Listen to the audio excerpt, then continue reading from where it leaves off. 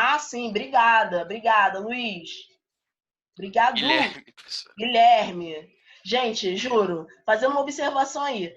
Quando vocês falam comigo no microfone, eu não consigo diferenciar as vozes mesmo. Pelo menos aqui no meu computador sai todo mundo com a voz igual. Isso é muito bizarro. Então eu sempre troco os nomes. Mas vamos lá. Deixa eu compartilhar novamente aqui a tela com vocês, para que vocês vejam esse esqueminha aqui, tá? Esse esqueminha, deixa eu abrir só ele, porque senão fica muito poluída a imagem. Pronto. Aqui, deixa eu dar um zoom. Prontinho. Essa imagem aqui está mostrando esse fenômeno da inversão térmica. O que é esse? O que significa e como funciona esse fenômeno que nós chamamos de inversão térmica? Basicamente, ele ocorre principalmente no final da tarde, quando nós estamos no inverno. Isso parece bobeira, mas quando eu explicar, vocês vão entender o porquê acontece no final da tarde e no inverno, tá bom? Então, gravem essa informação. Esse fenômeno, chamado de inversão térmica, ele acontece no inverno e no final da tarde, tá bom? Normalmente, em um dia comum, mesmo de inverno, nós temos o Sol, tá? Esse Sol, ele libera os raios solares. Os raios solares, eles atingem as superfícies mais baixas, tá? Do relevo. E quando ele atinge as superfícies mais baixas, como o Guilherme tinha falado logo no início da aula, e eu confirmei, essa radiação, ela se transforma em calor. Então, as superfícies vão liberando calor. Quando as superfícies liberam calor, elas acabam aquecendo esse ar mais próximo à superfície. Tranquilo? Então, esse ar mais próximo à superfície durante o dia, quando nós temos lá o Sol, esse ar é quente. Lembram da dinâmica? Isso aí foi papo nosso do ano passado. Os ventos, o ar de forma geral, eles circulam de uma área mais quente para uma área mais fria.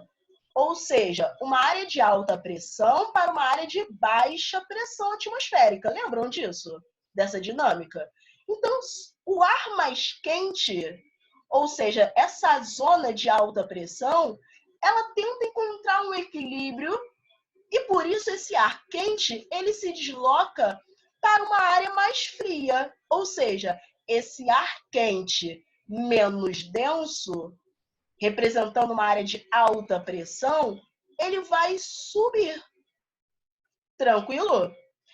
Quando ele sobe, ele vai se resfriar, ou seja, vai se tornar um ar frio, depois um ar mais frio, depois ele vai tender a descer novamente. Com isso, nós temos uma célula de circulação desse ar. A dinâmica, basicamente, é essa. Radiação solar sendo liberada, essa radiação chega à superfície, a superfície libera calor, o calor aquece esse ar mais próximo, tornando esse ar quente menos denso, representando uma área de alta pressão atmosférica, tende a subir.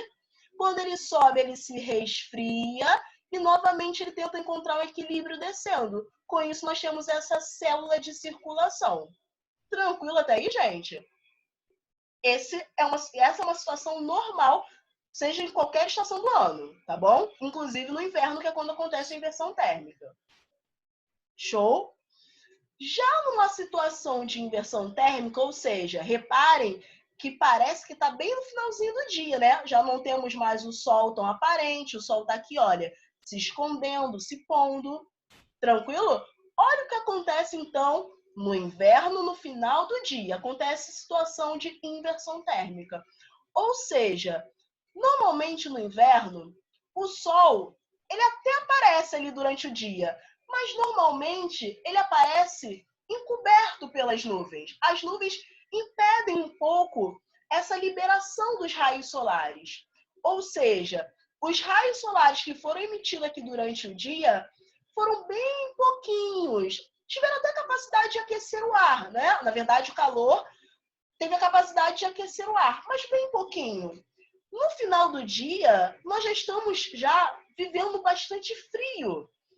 Então, o que acontece é o seguinte: olha, hoje estamos sendo testados, hein, pela minha internet. Que coisa, não, gente? Voltamos aqui para não perder o ritmo.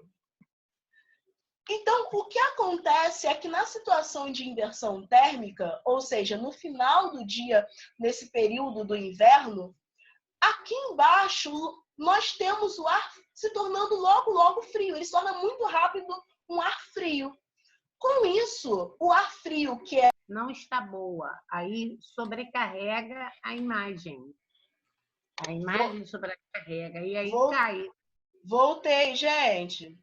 Ana. Oi. Olha, minha querida, não vai dar para você colocar imagem. A sua internet hoje está fraca. Demais.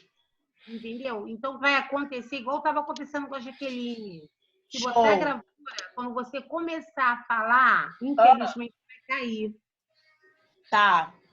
Então não tem problema. Como eles já viram a imagem, não tem problema. Eu explico sem imagem, não tem problema não. Tá bom, minha querida. Show. Então, como eu estava falando com vocês, antes da internet dar ruim aqui, nós falávamos, então, sobre essa situação de inversão térmica. Então, o que acontece no final do dia, no inverno, é a seguinte coisa. O ar que era quente no início, durante o dia, à noite, ele se torna rapidamente um ar frio. E o ar frio, normalmente, é um ar pesado, ou, em outras palavras, é um ar denso. Esse ar denso, ele não consegue subir, porque se ele é um ar pesado, um ar denso, ele fica onde ele está. Ele não faz aquela dinâmica de subir, se resfriar e novamente descer. Então, esse ar frio, ele se concentra próximo à superfície, mas, além do ar ficar concentrado, ele concentra junto dele todos os poluentes que foram liberados pela atividade industrial. E aí é o problema que nós chamamos de inversão térmica. Ou seja, é um problema que tem um viés natural, mas que é agravado por conta das ações antrópicas. Então, naturalmente, esse ar frio durante o inverno, no final do dia, ele vai se concentrar próximo à superfície. O problema é quando nós liberamos uma série de poluentes, porque esses poluentes eles se agregam a esse ar mais frio e acabam se concentrando próximo à superfície. E qual o problema disso, Hanna? O problema é que nós temos diversos problemas, principalmente a população. Problemas respiratórios. Tranquilo? Basicamente, esse é o problema que nós chamamos de inversão térmica. Tranquilo até aí, gente? Falem comigo. Deem um joinha ou falem comigo aqui no chat. Show, Rodrigo falou, tranquilo. Ótimo. Beleza, então. Tá de boa. Show de. Agora eu identifiquei, foi o Guilherme que falou comigo. Olha só, gente. Então, avançando um pouco para a gente terminar esse capítulo ainda hoje, na página 292 do livro de vocês, nós temos um outro problema ambiental, que é a questão do lixo. Esse problema é um pouco mais conhecido nosso, né? Porque nós conseguimos identificar ele sem nenhum grande aparato tecnológico, porque é um problema que é decorrente... Opa, deixa eu fechar aqui. É um problema decorrente de grande parte das sociedades do mundo. Quando nós falamos do lixo, é importante nós pensarmos, como eu já falei em alguns momentos da explicação desse capítulo com vocês, é necessário que nós venhamos entender que nós vivenciamos uma sociedade do consumo, ou seja, o consumo ele é estimulado principalmente pela publicidade, ou seja, a todo momento nós estamos tendo contato com propagandas de diversos produtos. Então, se você liga a televisão, você vai ter propaganda de tudo praticamente. De cursos, propaganda de produtos de beleza, propagandas de roupas, enfim, propaganda de diversos produtos industriais. Mas não apenas na televisão, né? São diversos meios. Então é necessário que nós venhamos entender que o fato de nós estarmos inseridos em uma sociedade de consumo contribui para a produção do lixo. Porque se a todo momento nós somos bombardeados por estratégias de publicidade, de marketing, de propaganda, que nos estimulam a comprar coisas que muitas vezes nós nem precisamos, é importante entender que esse estímulo vai gerar consumo e esse consumo vai gerar lixo, tá? E assim, isso acontece principalmente porque também nós estamos inseridos numa lógica de produção capitalista. O objetivo máximo da lógica capitalista é ampliação e reprodução do capital. Ou seja, gerar cada vez mais riquezas. E como que o grande capitalista gera riqueza? Através do lucro. Ele vende seus produtos objetivando o lucro, porque assim ele tem essa ampliação e essa reprodução do capital. Só que ele desconsidera o impacto ambiental disso, que é a produção do lixo. Eu vi uma imagem muito tempo atrás no Facebook, se não me engano, que era assim, era uma imagem do planeta Terra, e aí escreveram assim na imagem, vamos repensar o nosso consumo, alguma coisa do tipo, vamos repensar o nosso consumo, porque não existe a ideia de jogar fora. Porque quando a gente não quer um produto, a gente fala, vou jogar fora. Tá, você vai jogar fora da sua casa, do ambiente onde você vive. Mas não tem como jogar para fora da Terra. Então, o lixo, ele vai permanecer aqui no ambiente onde nós vivemos. E aí existe aquela escala de degradação dos materiais, né? O plástico demora X anos para se degradar, os materiais orgânicos demoram Y tempo para se degradarem. Enfim, tem um tempo de degradação. Mas é importante nós entendermos que, pois é, o Felipe falou, eu fiquei pensando nisso na quarentena. Felipe, eu também pensei, eu tô em casa, tá? Eu e minha mãe só em casa nesses dias. E assim, eu tô mais. Minha mãe tá se recuperando, né? Que ela teve uma gripe e tudo mais. E aí eu que tô mais à frente, né? Organizando a casa e tal. E eu reparei que de domingo, até ontem, terça-feira, só nós duas em casa. A quantidade de lixo que nós produzimos. É surreal, gente. E aí você multiplica isso pela quantidade de pessoas que existem no mundo. É bizarro, é bizarro. E aí nós pensamos, a sociedade pensa nos destinos que nós podemos dar ao lixo. Nessa página 292 do livro de vocês, fala sobre essas diversas possibilidades de descarte do lixo. Mas se vocês lerem quando terminar a aula, vocês vão ver que todas essas formas de descarte do lixo, descarte é o filósofo. Essas formas de descarte do lixo, nenhuma delas, na verdade, representa uma solução, uma possibilidade fundamental, uma possibilidade que, de fato, a gente fala, caramba, agora o meio ambiente vai nos agradecer porque realmente essa forma ela é ideal. Na verdade, todas essas formas, elas acabam encontrando problemas. Por exemplo, lixão. Lixão nada mais é do que jogar o lixo em uma área a céu aberto. Ou seja, tem a possibilidade de contaminação da população, tem a possibilidade de proliferação de vetores que irão levar doenças para a população. O aterro sanitário. O aterro sanitário é um pouco melhor do que o lixão, porque normalmente ele leva uma manta para impedir que o chorume, que é aquele líquido que sai do lixo, infiltre no solo. Mas, por outro lado, o aterro sanitário ele também contribui para a liberação de gases, tá? Gases que contribuem para problemas para a população. A compostagem nada mais é do que você pegar um material orgânico e transformar esse material orgânico em adubo para o solo. Mas tudo bem, aí você resolve o problema do lixo orgânico. Mas e o lixo plástico, o vidro e os outros elementos que nós descartamos? A incineração, que é a queima a mesma coisa. Você vai queimar os produtos, mas você libera poluentes para a atmosfera. A reciclagem, você tem ali a definição e a distinção dos elementos que podem ser reciclados, mas alguns não podem ser reciclados, como, por exemplo, materiais tóxicos. Então, todas essas formas de descarte do lixo geram impactos ambientais. Tranquilo? O Guilherme falou, mas aumenta a intensidade do efeito estufa? Sim, alguma dessas formas, por exemplo, a incineração, aumenta essa questão da liberação de gases. Se jogar no espaço, ele cai na nossa cabeça, meteoro de lixo, muito bom. Então, essa questão do lixo é um problema no ambiente urbano. Além desse, para a gente finalizar aqui, nós temos o problema da ocupação das encostas e nós temos também o problema que nós chamamos de a escassez hídrica.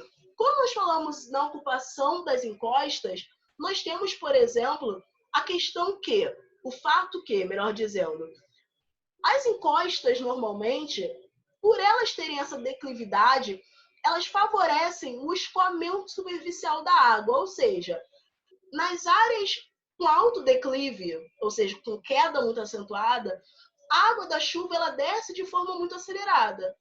Ou seja, normalmente áreas de declive, quando ocorrerem as chuvas, elas sofrerão impactos profundos. Então, quando a população, por uma série de fatores, tá? E aí tem o fator social, tem a questão da urbanização acelerada e não planejada, que contribuíram para que uma parte da população brasileira ocupasse essas áreas de encostas, nós temos, quando acontecem as chuvas, uma série de perdas humanas e materiais. Tranquilo? Então, é um problema também muito identificável nas áreas urbanas. E, por fim, o problema da escassez hídrica. Dentro do nosso planeta, nós temos uma quantidade finita de água. É claro, essa água ela é renovável, né? Se nós pensarmos naquela ideia do ciclo da água. Mas é uma quantidade finita, ou seja, não tem como nós aumentarmos a quantidade de água no planeta. Desde que o planeta foi criado, existe uma quantidade X de água existente.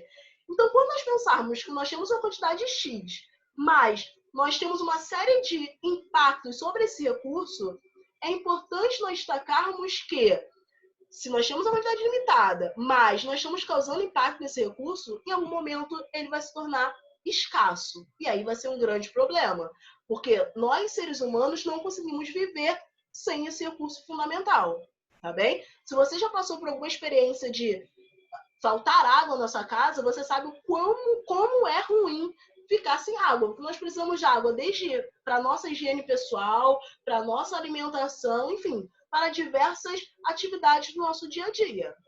Tranquilo? Show de...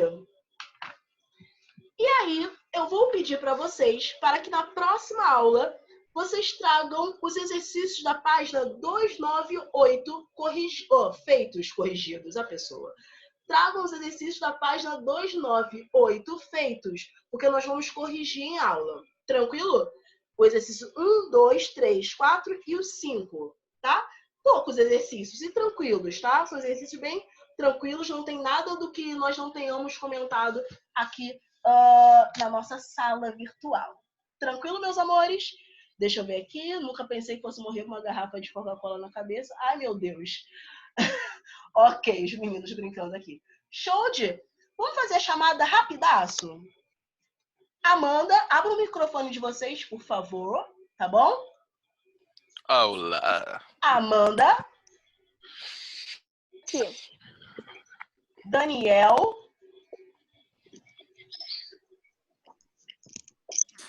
Guilherme. Me encontro presente neste recinto. Show de... Felipe. Rodrigo.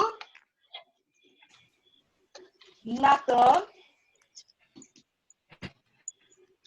Amanda e Luiz Eduardo. Eu não estou ouvindo vocês, mas eu tô vendo vocês aqui online, tá? Queridos, Tchau. semana Professora. que vem nos veremos Vai, novamente.